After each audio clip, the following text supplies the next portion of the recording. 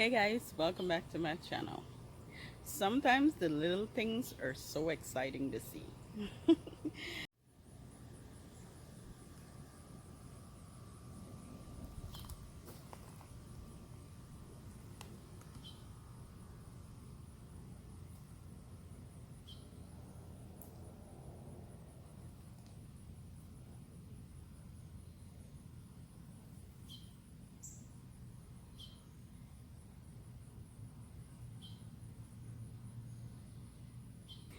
Okay, so today we are going to be doing a little bit of planting in my front yard.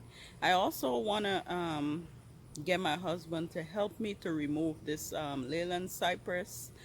Um, and I know I keep mentioning that plant all the time.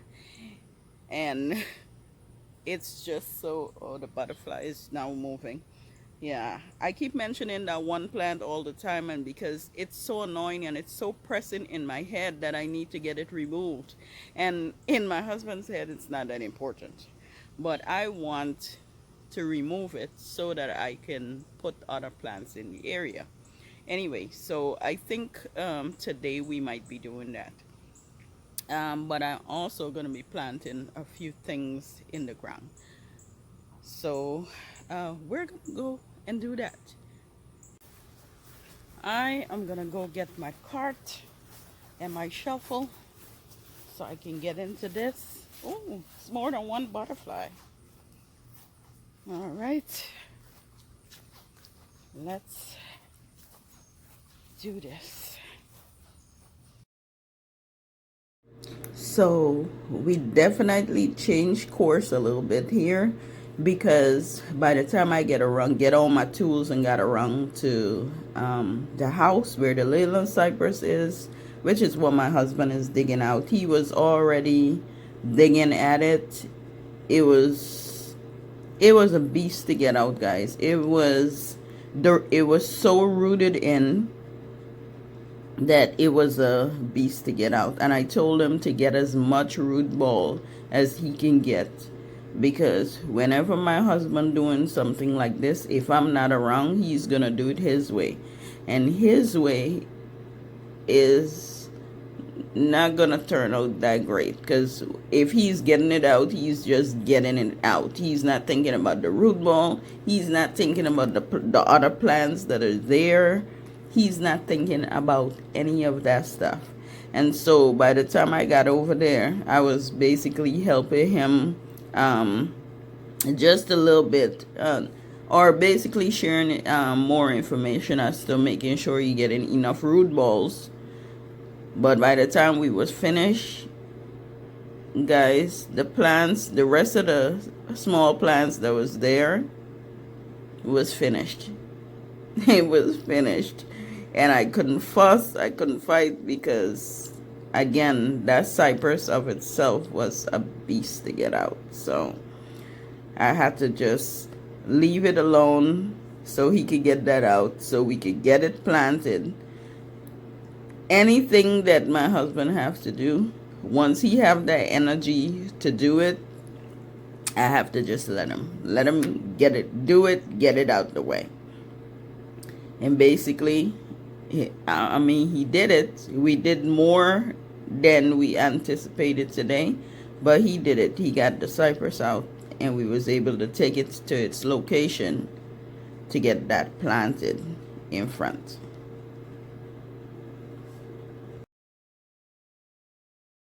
So here I was just trying to put back some of the dirt back into the hole that the cypress come out of, and kind of fix those little small plants below there. We have a salvia, and I think we have two other flower plants and stuff there, but they were so smooshed in. I was trying to help them, but you know what? I'm not worried about it. It's gonna bounce back. With all this rain and all that, it's gonna bounce back. And then, I had to just I composed myself, okay? I composed myself.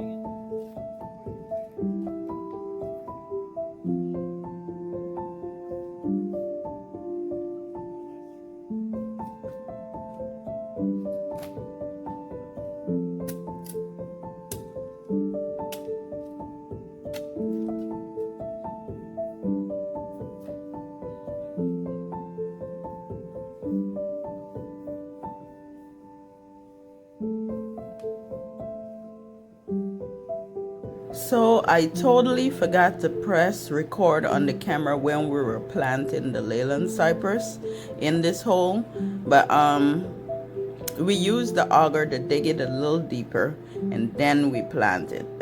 So the one you see us planting now, that's the second one, but we'll go back. I'll show you how the large cypress look right in front there.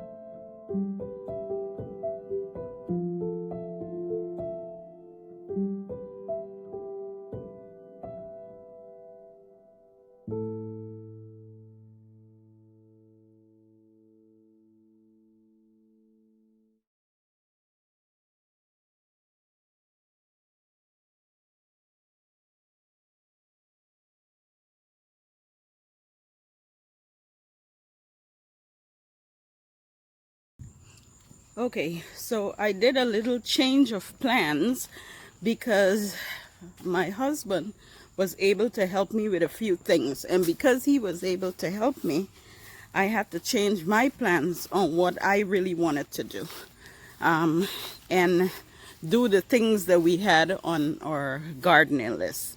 So I'm gonna start right over here. So this is one of the Leyland Cypress that was in this corner right next to my greenhouse. So we put it over here so it will have enough space to grow and get as tall as it wants because it's in the open. We also did it with the other one. Let me turn slowly. The other cypress was in this corner, and that's the larger one. And we literally, this is the south side of my yard, and we put it directly in the middle here because it's very open. So we put it in this corner right here because it's gonna have a lot of space to grow. On top of that, my neighbor have 3 very large ones growing in her yard. It's a little different to the one that I have here, but this will have enough space to grow. All I have to do, I was able to put the plantain on this one, and I'm gonna water it in. I didn't water it in as yet.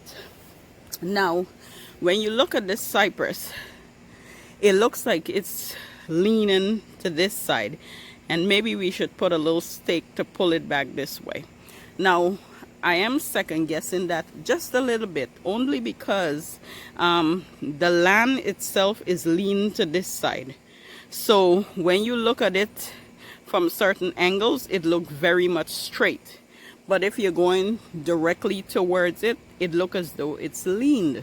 So we wanted to pull it back just a little bit on this side here, you know, like just a little bit right here, so it looks as straight when we're walking towards it. But I mean, we can think about that and do it. That's no problem. We can actually stake that up pretty well. Another thing we did was, so I'm going back this way because I the other things we plant was these fruit trees. I'm walking back into the direction of the fruit trees.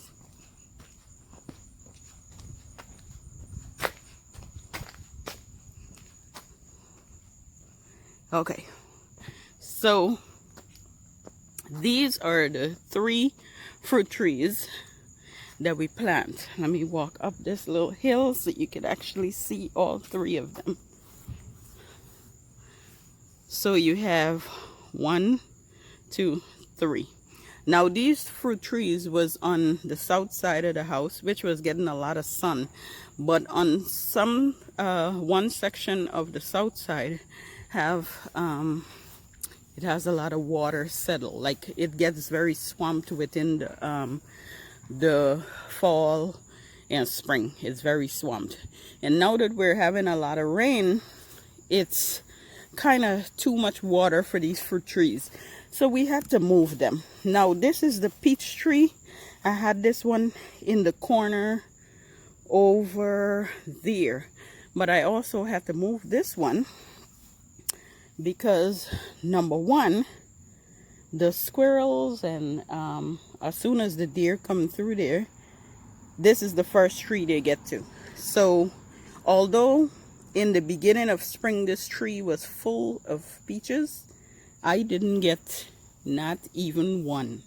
And the reason for that is because the squirrels, the birds, the deer, everybody took it. So I kind of bring it up this way because no one really come. The squirrels, yes, they come around here, but I think it stand a little bit more chance in this corner. At least I'm hoping so. This is just, again, this is a peach tree. A peach. Let's see the tag. Yeah, this, I think this is gonna get about 15 foot tall. Let's see. Hardy, the zone 5 through 8. Make sure you can see this as well. I think, yeah, 12 to 15 foot tall. So I mean, it have enough space and everything. I probably wouldn't allow it to get that big. I'm probably gonna be pruning on it, but I believe it's probably a little safer in this corner.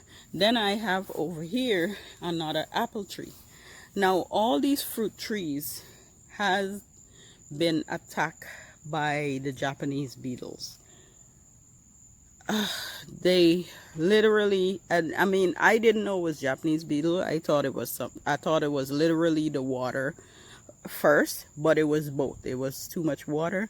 It was also the Japanese beetle. So now that I bring it over this side, I'm gonna really pay attention to them on this side, because it's closer to my reach.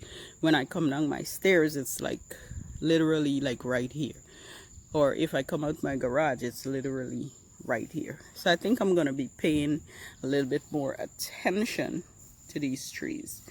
I'll be able to spray them, get my hands spray them, trim and do whatever I need to do.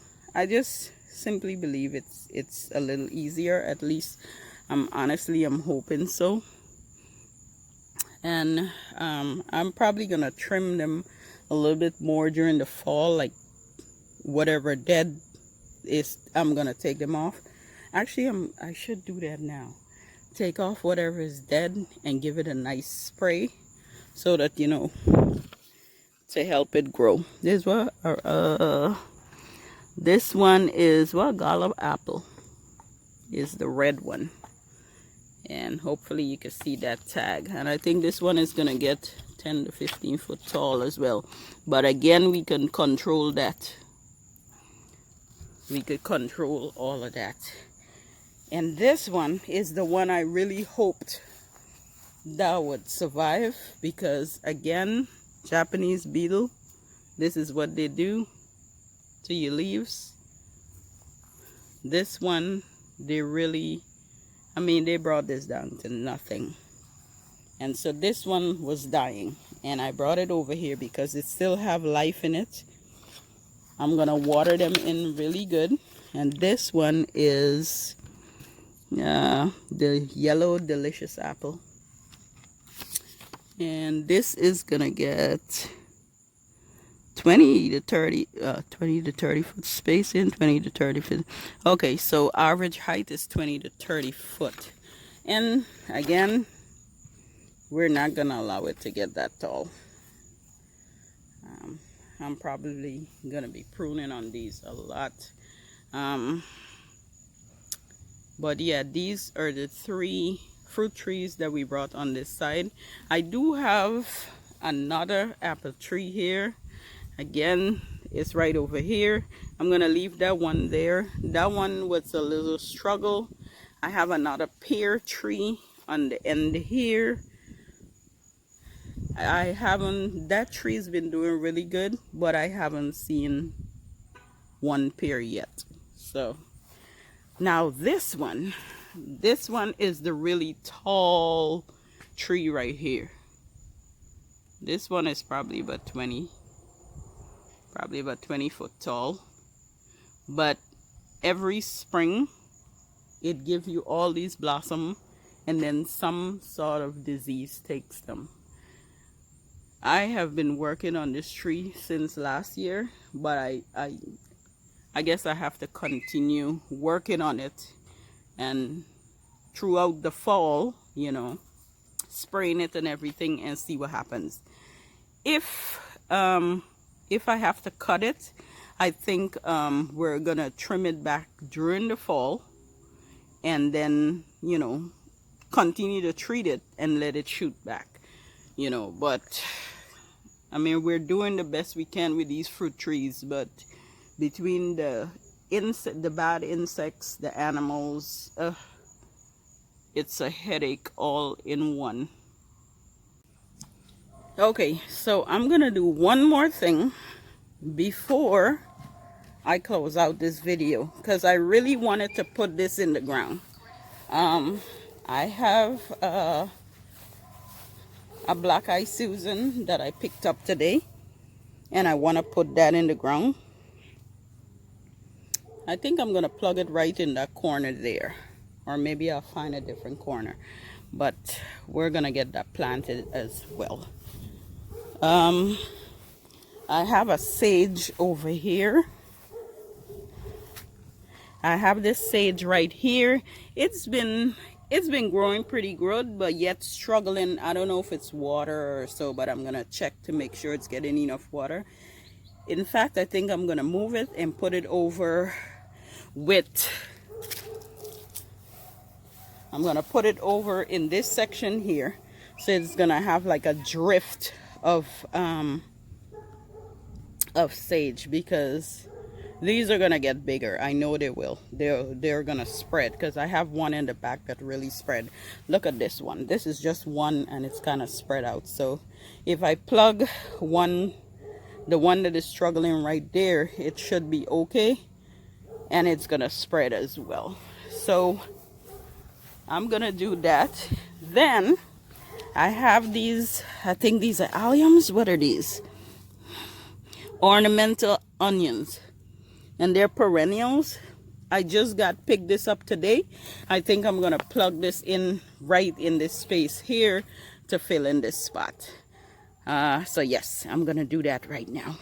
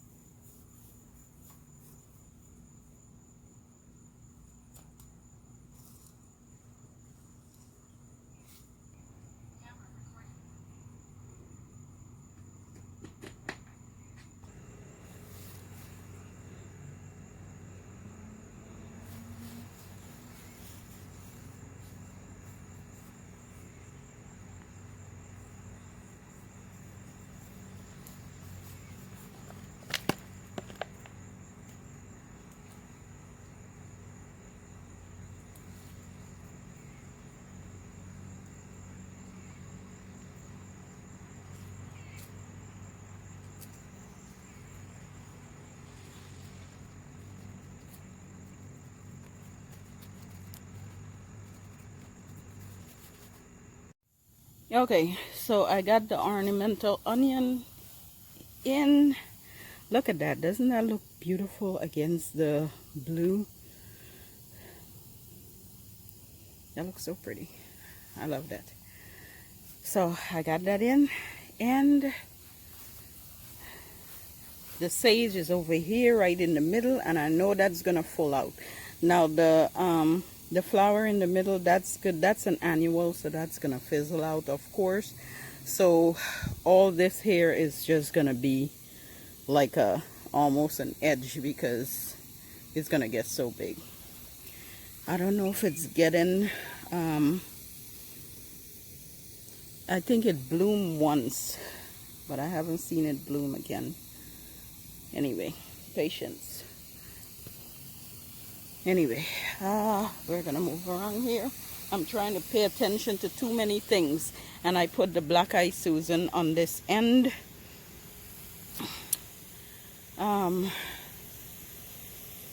Next to the catmint and this what is it, red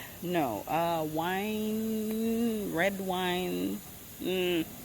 I'm trying to remember the name of this plant, but I'm gonna put it on the screen. I have the name. I'm gonna put it on the screen. But the contrast between all of this just looks beautiful. The black eye Susan kind of stands out because it's yellow, but I love how it looks. So, but it's really dry right now, so I'm gonna get it fully watered in. I'm actually working on the cypress over here. I got the water running against the root, so I'm gonna get all these things water in, and I'm gonna close out for the day, guys. This is gonna be it for me today. Hope you guys enjoy this video. If you're a new subscriber, hi, my name is Samantha. I probably should have said that at the beginning. Welcome to my channel. And for now, I'm gonna close out. You guys have an amazing day. Hope you was able to do something amazing, something beautiful. I will see you all in my next video. Bye for now.